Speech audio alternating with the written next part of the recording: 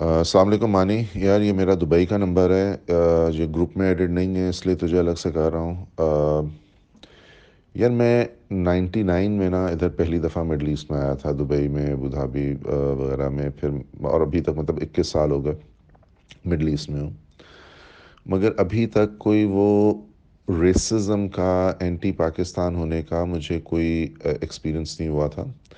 کل رات کو ایک بہت ہی عجیب ایکسپیرئنس ہوا مجھے۔ ہم لوگوں کا پلانٹ ہے چکن پروسیسنگ کا ابو دھابی میں۔ تو ابھی آج کل کرونا کی وجہ سے ایسا ہے کہ اگر آپ کو ابو دھابی جانا ہے تو آپ کو یہاں پہ دبئی میں اپنا کرونا کا ٹیسٹ کروانا ہے، اور وہ بلڈ ٹیسٹ ہوتا ہے اور اس کا رزلٹ آ جاتا ہے تو وہ پھر آپ ابو دھابی چلے جاتے ہیں۔ تو وہ راستے میں چیک پوائنٹ ہے جہاں پر وہ ٹیسٹ چیک کرتے ہیں۔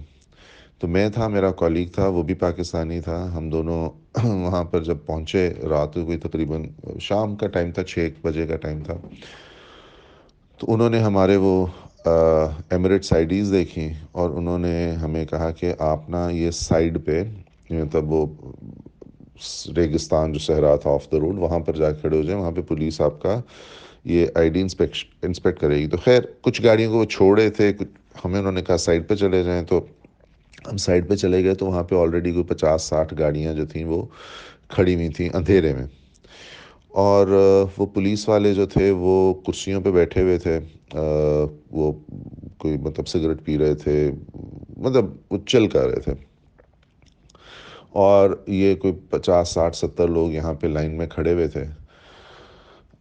تھوڑی دیر کے بعد ان میں سے ایک پولیس والا اٹھ کے آیا اور اس نے کہا کہ بھئی انڈین، نیپالی، بنگلہ دیشی، سری لنکن، مطلب، اور انڈین، نیپالی، بنگلہ دیشی، سری لنکن اور بلوچی جتنے بھی ہیں وہ سائڈ پہ آ جائیں، جو پاکستانی ہیں وہ کھڑے رہیں۔ اچھا کچھ اس میں ایسا تھا کہ اچھا، اور وہ جو باہر آئے ان کو اس نے کہا کہ تم لوگ جاؤ، تمہیں یہاں پہ کھڑے ہونے کی ضرورت نہیں ہے۔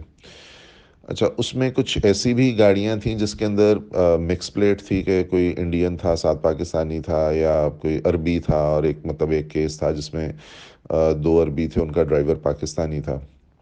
تو انہوں نے ان کو بولا کہ تم لوگ گاڑی لے جاؤ، اس کو یہیں پہ چھوڑ جاؤ۔ تو انہوں نے بولا کہ بھائی یہ بیچ صحرا کے وہاں کیسے آئے گا؟ تو اس نے وہ مطلب میرا جو ساتھ کولیگ تھا اس کو عربی آتی تھی، تو وہ بتا رہا تھا کہ انہوں نے بولا کہ یار یہ اس کا مسئلہ ہے، تم مطلب تم نے جانا ہے چلے جاؤ، تمہیں یہاں ٹھہرنے کی ضرورت نہیں ہے کیونکہ یہاں ٹائم لگے گا۔ تو خیر وہ معلوم نہیں وہ لوگ گئے کہ نہیں گئے، مگر وہ انہوں نے پاکستانیوں کو سارا وہاں پہ کھڑا رکھا۔ اچھا، اور اس میں کم از کم 3 فیملیز بھی تھیں کہ ان کے چھوٹے بچے تھے، خواتین ساتھ تھیں، اور وہ یہ کہہ رہے تھے کہ جی ایسا نہیں ہو سکتا ہے کہ گاڑی میں بیٹھیں گے، آپ کو لائن میں کھڑا ہونا ہے، آپ ابھی ہو جائیں اور لائن سے آپ کی باری آئے گی۔ اب آپ اگر میاں لائن میں کھڑے اور بیوی بچے لائن میں نہیں کھڑے تو آپ کو وہ مطلب پھر میاں کا ہو جائے گا جو بھی انسپیکشن ہونی ہے، بیوی بچے پھر دوبارہ سے لائن میں آ کے لگیں گے۔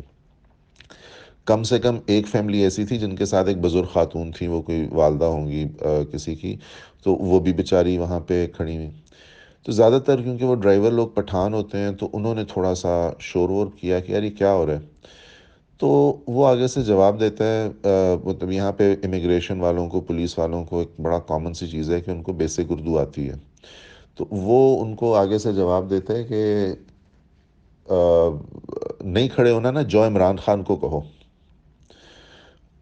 تو اس کے اوپر جو وہ تھے پٹھان، وہ مطلب ان کا گھوم گیا دماغ۔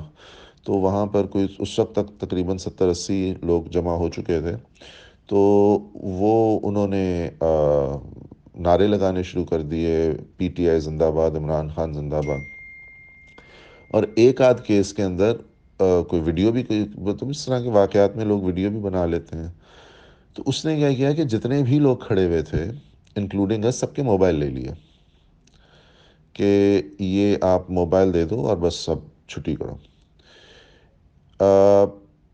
انہوں نے تقریباً اور بولتا ہے کہ جو عمران خان سے جا کے اپنا فون واپس لے لو، مطلب ایک پرسنل نام لے کے وہ اس طرح سے کر رہے تھے صرف پاکستانیوں کو۔ مطلب میں وہاں پہ خود تقریباً 2.5 گھنٹے کھڑا ہوا، پھر مطلب ہم میں سے اکثر نے بولا کہ بھائی ہم ٹھیک ہے، ہم نہیں جاتے ابو دھابی، ہم واپس دبئی چلے جاتے ہیں۔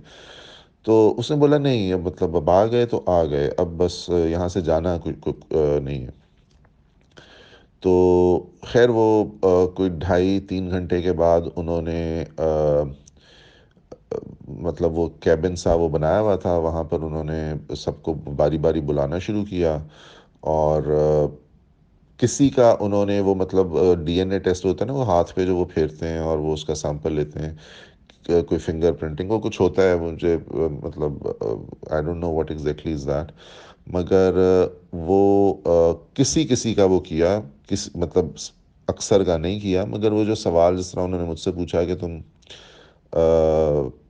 پاکستانی ہو، میں نے کہا پاکستانی ہے، کہ اچھا کب سے ہو یو اے ای میں، واپس کب جا رہے ہو؟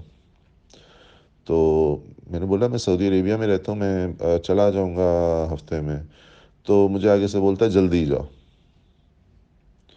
اچھا مجھے سمجھ نہیں آئی، جو میرا کالیگ تھا ساتھ، وہ جب گیا تو اس کو بھی کہا کہ اچھا وہ رہتا ہی یہاں پہ ہے، تو اس نے کہا جی میں تو یہیں پہ رہتا ہوں۔ تو وہ اس کو آگے سے بولتا ہے کب تک رہو گے؟ یعنی اس طرح سے انہوں نے سوال کیے۔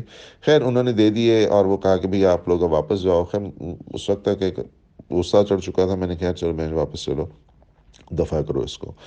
مگر یہ ایک ایسا ایکسپیرینس تھا جو کہ یعنی اسپیسیفکلی انہوں نے کہا کہ جی جو پاکستانی ہے، اور الگ سے کہہ رہے ہیں کہ جو بلوچی ہے وہ بھی جائے۔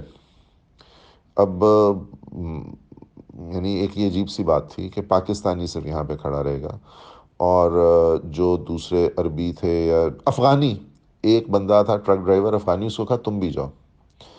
تو ایک بہت ہی عجیب سا ایکسپیرینس تھا یہ، جو کہ میرے ساتھ ہوا۔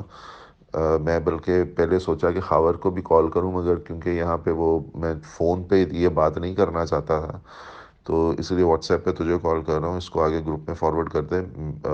مطلب میرا جو یہ والا فون ہے یہ اس میں ایڈڈ نہیں ہے، اس کو بھی وقتی طور پہ ایڈ کروا دے اس کے اندر گروپ میں۔ تو یہ ایک ایکسپیرینس ہوا which is very disturbing, very strange, مگر ایک یہ بھی فیلنگ ہوتی ہے کہ اس کا مطلب ہے کہ خان صاحب ہمارا کوئی کام ٹھیک کر رہا ہے، یہ ایک فیلنگ آئی۔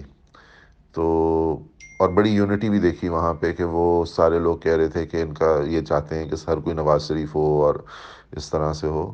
تو anyway, so I just wanted to share this with you and the group. السلام علیکم۔